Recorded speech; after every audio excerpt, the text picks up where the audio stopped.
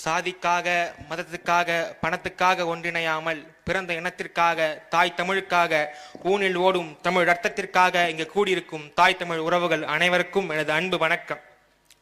பல ஆயிரம் ஆண்டுகள் செம்மாந்து வாழ்ந்த தமிழினம் அரை நூற்றாண்டு கால அந்நியர் ஆட்சியிலும் கடந்த 82 ஆண்டு கால திராவிட சூழ்ச்சியிலும் சிக்குண்டு மொழிப்பற்றற்று, இனப்பற்றற்று, வரலாறு மறைக்கப்பட்டு, வளங்கள் திருடப்பட்டு, பொருளாதாரத்தில் தாழ்ந்து ஒரு இழிநிலைக்கு தள்ளப்பட்டிருக்கிறோம். இந்த இழிநிலை ஒழிய வேண்டும். அதற்கு நாம் தமிழர் ஆட்சி மலர வேண்டும். மனிதன் தன் வாழ்க்கையில் சிக்கல் நேரும் போதெல்லாம் போராட்டத்தை கையில் எடுக்கிறான். எனவே போராட்டமே மனித வாழ்வின் இருத்தலை உறுதி செய்கிறது. மனிதன் வாழ்வதற்கு அடிப்படை தேவை உண்ண உணவு, உடுத்த உடை, உறங்க உறைவிடம், கற்க கல்வி, உடலை பேணி காக்க மருத்துவம். உடலை பேணி காக்க மருத்துவம் பார்க்கின்ற செவிலிய பெருமக்கள் போராடுகிறார்கள். கல்வி கற்பிக்கின்ற ஆசிரியர் பெருமக்கள் போராடுகிறார்கள். நகரங்கள் தோறும், கிராமங்கள் தோறும், வீதிகள் தோறும் தூய்மை செய்து நம்மளை பாதுகாக்கின்ற தூய்மை பணியாளர்கள் போராடுகிறார்கள். அதில் ஆசிரியர் பெருமக்கள் 16 ஆண்டு காலம் போராடுகிறார்கள். அதிமுக ஆட்சியிலும் போராடினார்கள், திமுக ஆட்சியிலும் போராடுகிறார்கள். என்ன மாற்றம்? ஏமாற்றம். இந்த 2 அரசுகளும் அவர்களுக்கு தேவையான திட்டத்தை வழங்குவதில்லை. ஆசிரியர்கள் போராடி கொண்டே இருக்கிறார்கள். எதற்காக போராடுகிறார்கள்? சம வேலைக்கு சம ஊதியம், ஒரே வேலை செய்யறோம், ஒரே சம்பளம் கூட போராடுறாங்க. அதை செய்ய முடியல. அதற்கு இந்த திராவிட அரசாங்கம் ஆசிரியர்களோட கையை உடைச்சி, கன்னத்தில் அரைஞ்சி, சட்டை கிழிச்சி, அடக்குமுறை ஒடுக்குமுறைகளை ஏவி விடுது. இதே கட்டுப்பாடுகளை சாராயம் குடிக்கிறவங்க மேல செஞ்சிருந்தா பல குடும்பங்களின் தாலி அறக்கப்படுவது தடுக்கப்பட்டிருக்கும். ஆனா கல்வி கற்பிக்கின்ற ஆசிரியர் பெருமக்கள் மீது இந்த அடக்குமுறை ஒடுக்குமுறைகளை ஏவறாங்க. கீழ்வன்மணியில் ஊதிய உயர்வுக்காக போராடிய தாழ்த்தப்பட்ட மக்களை குடிசையிலே வைத்து கொளுத்தினானே கோபாலசாமி, அவனுக்கும் இந்த திமுகவுக்கும் என்ன வேறுபாடு இருக்கிறது? ஒன்றுமில்லை. இதே திமுக 1999 மாஞ்சோலையில் ஊதிய உயர்வு கேட்டு போராடிய தொழிலாளர் பெருமக்களை காவல்துறை தடி நடத்தி 17 பேரை கொன்றது இதே திமுக. இன்றைக்கும் கொல்ல முயற்சிக்கிறது. கை உடைத்து விட்டார்கள், இன்னும் உயிர்தான் போகவில்லை. எனது அருமை சொந்தங்களே, இவர்கள் நமக்கானவர்கள் அல்ல, இவர்கள் அவர்களுக்கானவர்கள். திருத்தணியில ஒரு சின்ன மகன், அன்பு மகன் மோகித்தின் 7ஆம் வகுப்பு படிக்கிற மகன், எப்போதும் பள்ளிக்கூடத்துக்கு போறவன், போன 2 வாரத்துக்கு முன்னாடியும் பள்ளிக்கூடத்துக்கு போயிருக்கான். அவன் என்ன தப்பு பண்ணா? ஒன்னும் தப்பு பண்ணல. இந்த திராவிட அரசாங்கத்தின் கீழ் இருக்கின்ற பள்ளிக்கூடத்துல படிச்சதுதான் பண்ண ஒரே தப்பு. அவன் மேல பக்கத்துல இருக்க செவ்வறு இடிஞ்சு வந்து அவன் செத்தே போயிட்டான். அவன் தாய் கதறுகிறாள், என் மகன் இறந்து விட்டான். அந்த தாய் கதறுகிறாள், அவள் கண்ணீருக்கு, அவள் அழுகுறலுக்கு என்னடா பதில் சொல்லுவீங்க? என்ன பதில் சொல்லுவீங்க? இதுல கல்வியில் சிறந்த தமிழ்நாடு, பேனா சிலை வைக்கிறேன், மண்ணாங்கட்டி வைக்கிறேன், இதெல்லாம் தேவையா? பள்ளிக்கூடங்க சரியா இல்ல, அது சரியில்லை, ஊழல் பண்றாங்க. இது ஏதோ திருத்தணியில் தான் நடக்குது, இங்கெல்லாம் நடக்காது நினைச்சிடாதீங்க. அலட்சியமான அரசாங்க ஆட்சி செய்கின்ற எல்லா இடங்களிலும் அநீதிகள் நடக்கும். எடுத்துக்காட்ட வேணுமா? இங்க ஐயா கதிரான் வந்திருக்காருல்ல, நாடாளுமன்ற உறுப்பினர், குடியாத்தம் தொகுதியில ஒரு பேருந்து நிலையத்தை திறந்து வச்சாரு. அவர் திறந்து வச்ச மறுநாள் அது இடிஞ்சு கீழே வந்துச்சு. தாத்தன் காமராஜன் பள்ளிக்கூடம் கட்டினா, இன்னைக்கு வரைக்கும் இருக்குது. வெள்ளக்காரன் ஜெயிலுக்கு ட்ராக் போட்டான், இன்னைக்கு வரைக்கும் இருக்குது. ஆனா இவங்க கட்டினா அடுத்த நாள் இடிஞ்சு விழுது. ஏன்? அவ்வளவு ஊழல் பண்றாங்க. 2021க்கு முன்னாடி வரைக்கும் நடந்த திராவிட அரசுகள் பண்ண ஊழல் வேற. 2021ல கடந்த 70 ஆண்டு கால திராவிட ஆட்சியில இந்த திராவிட அரசுகள் வாங்கின கடனுக்கு ஒரு நாளுக்கு வட்டியாக, அன்றைக்கு இருந்த 2021 இந்த தமிழக அரசாங்கம் ஒரு நாளுக்கு வாங்கின கடனுக்கு வட்டியாக 71 கோடி செலுத்தியது. இன்றைக்கு 5 ஆண்டுகள் கழித்து இதே தமிழக அரசாங்கம் இதுவரை வாங்கிய கடனுக்கு ஒரு நாளுக்கு வட்டியாக 171 கோடி கட்டுது. கிட்டத்தட்ட 2 மடங்கு அதிகம். யார் பண்ணும்? எல்லாம் மக்கள் வரி பண்ணும்.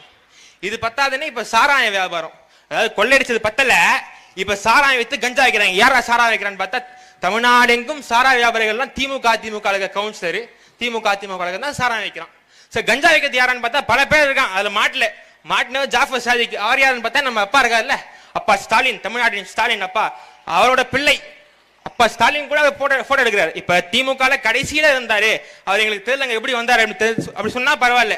ஐயா ஸ்டாலினுக்கு நெருக்கமா இருக்கிறாரு, ஐயா உதயநிதிக்கு நெருக்கமா இருக்கிறாரு. அந்த ஜாஃபர் சாதிக் கஞ்சா வைக்கிறாரு. அது ஒரு போதை. அந்த ஐயா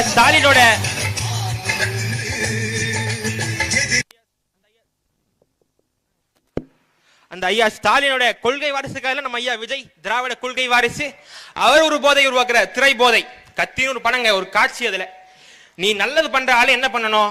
நான் ஜனநாயகத்தின் வழியில போராடுவேன், நான் புரட்சி பண்ணுவேன், நான் ஆயுதம் எடுத்துட்டு போய் போராடுவேன்னு சொன்னா பரவாயில்ல. என்னதான் சொல்றாரு ஐயா விஜய்? 17 வயசு பையனை வச்சு கத்தி விட்டு குத்த விடுவேன், 3 மாசத்துல வெளியே வந்துருவான்னாரு. இப்ப அவருடைய ரசிகர் குத்திட்டான். இவர் சொன்ன போதையும் எடுத்துக்கிட்டான், திரை போதையும் எடுத்துக்கிட்டான், அங்க கஞ்சா போதையும் எடுத்துக்கிட்டான், 2 போதையும் எடுத்துக்கிட்டான். திருத்தணியில போய் ஒருத்தனை வெட்டிட்டான். அவன் பொழைச்சதான் பெரிய விஷயம். வெட்டுக்கு அந்த இந்திக்கான செத்து போயிருக்கணும், ஆனா அவன் பொழைச்சிட்டான். இப்ப 2 பக்கமும் கஞ்சா வைக்கிறாங்க, இந்த பக்கம் ஊழல் பண்றாங்க. 2 காசும் பத்தல எங்களுக்கு. 10 வருஷத்துக்கு முன்னாடி நன்மை சொந்தங்களே, 10 வருஷத்துக்கு முன்னாடி சாராயத்தை எதிர்த்து போராடி இருந்தோம். இன்னைக்கு கஞ்சாவை எதிர்த்து போராடுறோம். நாளைக்கு கொக்கைன், ஹெராயின், மெத்தப்டமைன் இதை எதிர்த்து போராடுவோம். இதுக்கு பேர் என்ன தெரியுமா? வளர்ச்சி, முன்னேற்றம். இதுதான் திராவிட மாடலின் வளர்ச்சி. அதனால நன்மை தாய் சம சொந்தங்களே, நாம் தமிழர் கட்சி நல்ல கோட்பாடுகளை நாங்கள் முன்வைக்கிறோம், நல்ல கொள்கைகளை முன்வைக்கிறோம். இங்க கொள்கையை பாருங்க, கோட்பாடை பாருங்க. அவங்க முன்வைக்கிற வளர்ச்சி என்பது மக்களுக்கானது அல்ல, அது அவர்களுக்கானது. ஐயா விஜய் இருக்காருல்ல, அவருக்கும் திமுக என்ன வித்தியாசம் இருக்கு? கொள்கைய அங்கிருந்து காப்பி அடிச்சிட்டாரு, திராவிட கொள்கை அங்கிருந்து காப்பி அடிச்சிட்டாரு. அரசியல் தலைவர் பார்த்தா அறிஞர் அண்ணா, ஐயா எம்ஜிஆர், ஐயா ஈவே ராமசாமி எல்லாரையும் அங்கிருந்து காப்பி அடிச்சிட்டாரு. திட்டம், இலவச திட்டம் அங்கிருந்து காப்பி அடிச்சிட்டாரு. இப்ப டிவிகேவுக்கும் டிஎம்கேவுக்கும் தான் போட்டியே அப்படின்ற. ஆமா, டிவிகேவுக்கும் டிஎம்கேவுக்கு தான் போட்டியே. இவர் பஸ் பூந்து சேர்ந்துடுவாங்க, இங்க வீடு பூந்து சேர்ந்துடுவாங்க. இவங்க கிரில்ல கிரீஸ் அடிப்பாங்க, இவங்க கிரில்ல ஒண்ணு கடிப்பாங்க.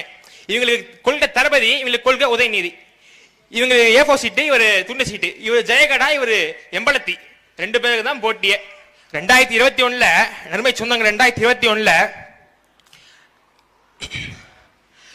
திமுகவுக்கு கருப்பு சிவப்பு சைக்கிள்ல போய் எடுத்த நாள் முதல் இந்த நாள் வரை வண்டியை விடவே இல்லை அப்படின்னு சைக்கிள்ல போய் வாக்கு கேட்டாரு. அப்ப திமுக தூய சக்தி 5 வருஷத்துல அப்படியே அவருக்கு அறிவு அப்படி ஒளிவத்தம் அறிவெல்லாம் வளர்ந்து இன்னைக்கு திமுக தீய சக்தியை மாறிச்சு. அப்படின்னா உங்களுக்கு அந்த 5 வருஷத்துல அப்படி புரிஞ்சிச்சு. இப்ப திமுக தீய சக்தி ஆயிடுச்சு. அவருக்கு ஒன்றும் தெரியாது. அவருடைய அரசியல் என்பது தன்முனைப்பான, தற்குறித்தனமான, சுயநலத்திற்கான ஒரு வாக்கு அரசியல் தானே தவிர அது மண்ணுக்கான அரசியலோ, மக்களுக்கான அரசியலோ, தமிழர் மானம் காக்கும் அரசியலோ ஒன்றும் கிடையாது. திமுகவுக்கும் தாவேக்காவுக்கும் எந்த வித்தியாசமும் கிடையாது. திமுகவுக்கும் அதிமுகவுக்கும் எந்த வித்தியாசமும் கிடையாது. அதிமுக ஆட்சியில தூத்துக்குடி ஸ்டெர்லைட் படுகொலை, திமுக ஆட்சியில மாஞ்சோலை படுகொலை. அதிமுக ஆட்சியில விவசாயிகள் போராட்டம், திமுக ஆட்சியில தூய்மை பணியாளர்கள் போராட்டம். அதிமுக ஆட்சியில ஜெயராஜ் பெனிக்ஸ் காவல் நிலை படுகொலை, திமுக ஆட்சியில அண்ணன் அஜித்குமார் காவல் நிலை படுகொலை. அதிமுக ஆட்சியில பொள்ளாச்சி பாலியல் வன்கொடுமை, திமுக ஆட்சியில அண்ணா பல்கலைக்கழக பாலியல் வன்கொடுமை. அதிமுக ஆட்சியில உடுமலைப்பேட்டை சங்கர் ஆணவ படுகொலை, திமுக ஆட்சியில அண்ணன் கவின்குமார் ஆணவ படுகொலை. 2 பேருக்கு என்ன வித்தியாசம் இருக்கு? 2 பேரும் ஒண்ணுதான், 2 பேரும் ஒண்ணுதான். இவங்களோட கொள்கை தலைவர்கள் அதிமுகவுக்கு, திமுகவுக்கு, தாவேக்காவுக்கு ஐயா ஈவே ராமசாமி. அவர் யாரு? துல்க பையனா ஏன் இங்க இருக்கீங்க? ஆப்கானிஸ்தானுக்கு போன சொன்னார். இஸ்லாமியர்களை அவர் கேவலப்படுத்தின அளவுக்கு யாராலும் கேவலப்படுத்த முடியாது. அவ்வளவு கேவலப்படுத்தினவர் ஐயா ஈவே ராமசாமி. அவர் யாரு? இவங்களோட கொள்கை தலைவர். நாங்கள் ஏன் ஐயா ஈவே ராமசாமி எதிர்க்கிறோம்? தமிழ் தேசியத்தை, ஆரியத்தை எதிர்க்கின்ற போர்வையில தமிழ் தேசியத்தை ஒழிச்சாரு. தமிழை சனியன்னு சொன்னாரு. இவங்களும் போட்டின்றாங்க. திராவிடத்திற்கும் ஆரியம் எதிர் கோட்பாடுகள் சொல்றாங்கல்ல. ஆனா ஆரியம் தமிழை நீச்ச பாசம் சொல்லுச்சு, திராவிடம் தமிழை சனியன்னு சொல்லுச்சு. என்ன வேறுபாடு? ஒரு வேறுபாடும் இல்ல. ஐயா ஈவே ராமசாமி இன்னும் குறிப்பா நாங்க ஏன் அவன் மேல அவ்வளவு கோவப்படுறோம்? மணக்க வரும் தென்றலிலே குளிரா இல்லை, தோப்பில் நிழலா இல்லை, தனிப்படிதான் துன்பமீடி தமிழகத்தின் தமிழ் தெருவில் தமிழ்தான் இல்லை என்ற நிலையை உருவாக்கி வரவர் தான். தமிழ்நாட்டின் தமிழ் தெருவில் தமிழ் இல்லை என்ற நிலையை உருவாக்கி வரவர். இந்திய படின்னு சொன்னாரு. அந்த காலத்துல மத்திய அரசு வேலை வாய்ப்புக்கெல்லாம் போனோம்னா ஹிந்தி படிக்கணும். நீ நல்ல மகன் என்ன சொல்லியிருக்கணும்? அதான் ஒத்துக்க முடியாதுங்க, நாங்க தாய்மொழி தான் படிப்போம், நாங்க மாநில மொழி தான் படிப்போம் சொல்லியிருக்கணும்ல. ஆனா ஐயா என்ன சொன்னாரு? எப்படி தாசில்தார் சர்வேருக்கு படிக்க நீ ஹிந்தி படி, ஹிந்தி படிச்சுட்டு போ, 4 மொழியை கத்துக்கோனாரு. அது கூட எங்களுக்கு பிரச்சனை இல்ல. ஹிந்தி படின்னு சொன்ன மகன் தமிழ் சனியனை விட்டு ஒழின்னு சொன்னார். அதுதான் எங்களுக்கு பிரச்சனை. தாத்தா இரட்டைமலை சீனிவாசனார் சென்னை மாகாணத்தின் சட்டமன்ற மேலவை உறுப்பினராக இருக்கின்ற போது முதல்ல அவர் வாங்கி கொடுத்தது உரிமை. பொது தெருவில் போகலாம், பொது சாலையில பயணிக்கலாம், பொது சந்தையில பொருட்கள் வாங்கலாம், பொது கிணறுல தண்ணி எடுக்கலாம் உரிமையை தாத்தா இரட்டைமலை சீனிவாசனார் வாங்கி கொடுத்தாரு. அப்ப நம்ம என்ன சொல்றோம்? நிர்வாண சங்கத்துல போய் நிர்வாணம் என்ன? ஐயா ஈவே ராமசாமி அல்ல எங்களுக்கு தந்தை பெரியார். முறுக்கு மீசல்ல ஸ்டைலா கெத்தா கோட்டு சுட்டு போட்டுக்கு பறையன் சொன்னா ஆமாண்டா பறையன் சொல்றா அப்படின்னு சொன்ன தாத்தா இரட்டைமலை சீனிவாசன் தான் எங்களுக்கு தந்தை பெரியார். தாத்தா கியாப்பை வரலாறு தெரியுமா? மொழி போராட்டம் 1938 நடந்துச்சு, முதல் கட்ட போராட்டம். 2ஆம் போராட்டம் 1950 நடந்தது. 3ஆம் கட்ட போராட்டம் 1965 நடந்தது. இதுல முதல் கட்ட போராட்டத்துல முதல்ல இந்தி எதிர்த்து தமிழ் தேசியவாதிகள் தான், பின்னாடி தான் சேர்ந்தார் ஐயா ஈவே ராமசாமி. அதுல முதல்ல அந்த இந்தி போராட்டத்தை முன்னெடுத்ததுல நம் தாத்தா கியாபே முதன்மையானவர். எவ்வளவு தீவிரமானவர்னா, தன் சொந்த மகன் ராசரத்தினம் இந்திய போராட்டத்தில் செத்து போயிடுறான். தன் மகன் இறந்த போதும் அதை சிறிதும் பொருட்படுத்தாமல் இந்திய எதிர்ப்பு காலத்தில் நின்றார். தன் மகன் இறந்த நாளன்று அதற்கு மறுநாள் தொடர்ச்சியா இந்திய எதிர்ப்பு காலத்தில் நின்றார். ஏன்? தன் மகன் இறந்தாலும் பரவாயில்லை, தன் தாய் தமிழ் இறந்துவிடக் கூடாது என்ற மொழி பற்று அவரை நிற்க வைத்தது. அப்ப நம்ம என்ன சொல்றோம்? தமிழ் சனியனை விட்டு ஒழி என்று சொன்ன ஐயா ஈவே ராமசாமி எங்களுக்கு தந்தை பெரியார். தமிழுக்காக இறுதி வரை களத்தில் நின்ன தாத்தா கியாபே தான் எங்களுக்கு பெரியார்.